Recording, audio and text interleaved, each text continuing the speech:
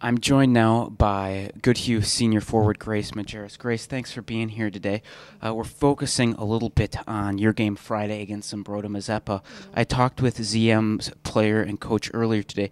They said your 1-3-1 zone seems to give them problems. They don't have problems against other zones, but that 1-3-1 that Goodhue plays really gives them fits. What makes your zone or your press unique? Excuse me. I really think that we just work on it quite a bit in practice.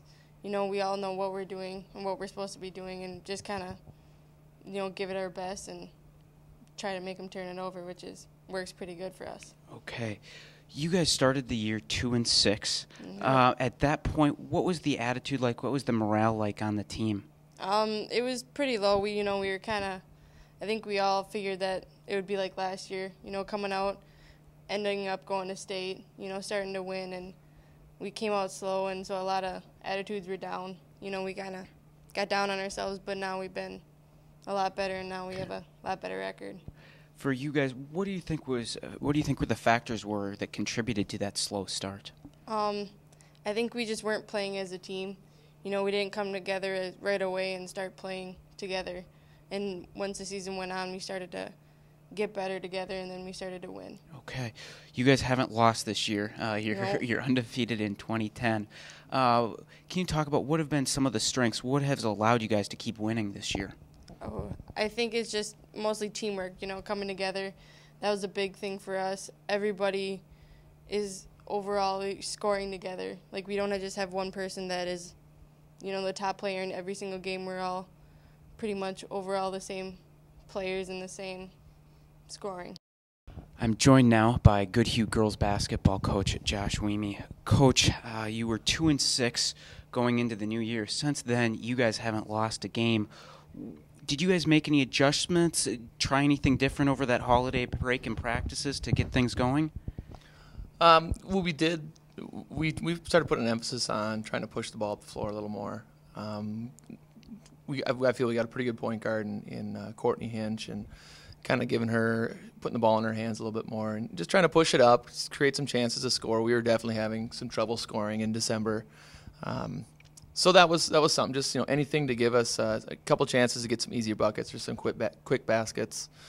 So that was one thing, but I think just it was nice to have that break over Christmas to regroup and just kind of get better at everything that we're trying to do. But yeah, we did make that little change. Okay.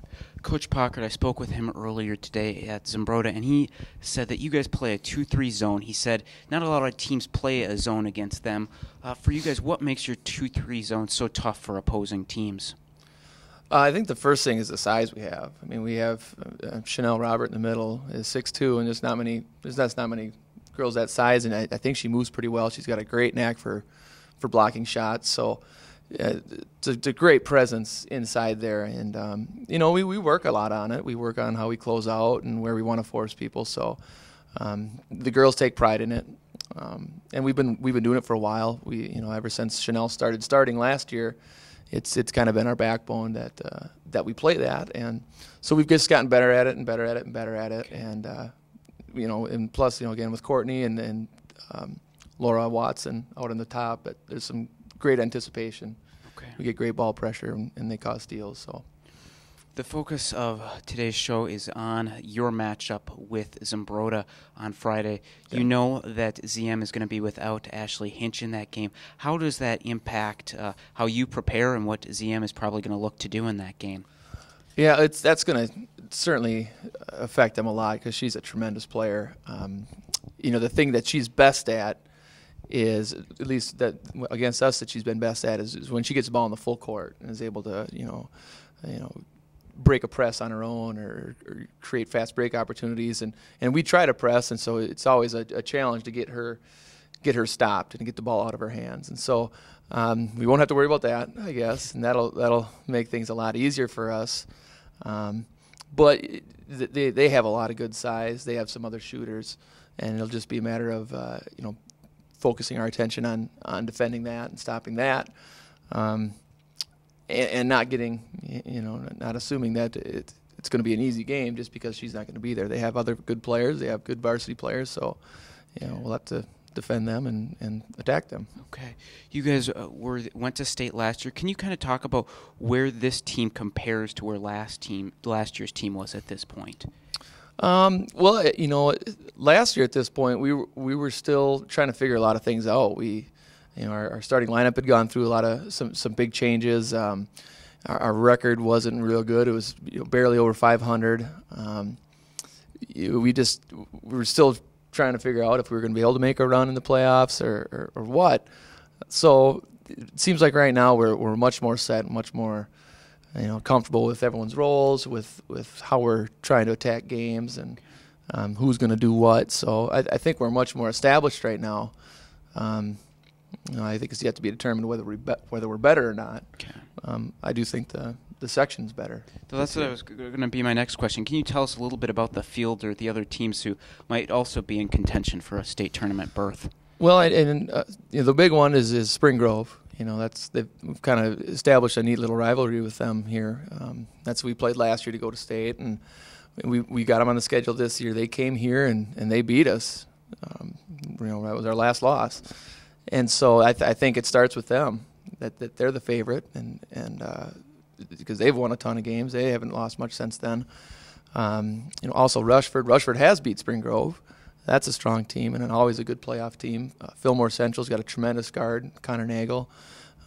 They're a dangerous team, and Leroy Ostrander, I believe, only has one loss. So I think those are the teams you probably look to. And luckily for us, they're all in the other subsections. So, if we're lucky enough to come out of ours, only one of them can come out. But they're all strong teams. I think they all, and including us, have a chance to make it. Okay. Coach, this year it seems that every time we get a phone call from you after the game, it's a different girl who's leading you guys in scoring. It seems you're always, there's multiple girls, 7, 8, 9, 10. How does that help you guys going forward to have that balanced scoring? Well, it's great because not everyone's, you can't always depend on this person to have a great game, and so we don't have to. We have six players who are all scoring, who are all able to score, 12, 15 points any given night. And so if just a couple of them are scoring or clicking or what have you, that's probably going to be enough for us. So it makes us harder to defend, and I got to believe it's hard to prepare for us, knowing that it's not just one person that needs to be stopped. And a lot of times our leading scorer is coming off the bench with Erica. So it's been really fun to coach, and it's really fun to have that depth and balance. And so, we might not have that one definite star or that one player that we know is going to give us something, but we're pretty confident that someone's going to give it during the game. Okay, sounds good. Coach, I really appreciate your time today. Thank you. Thanks.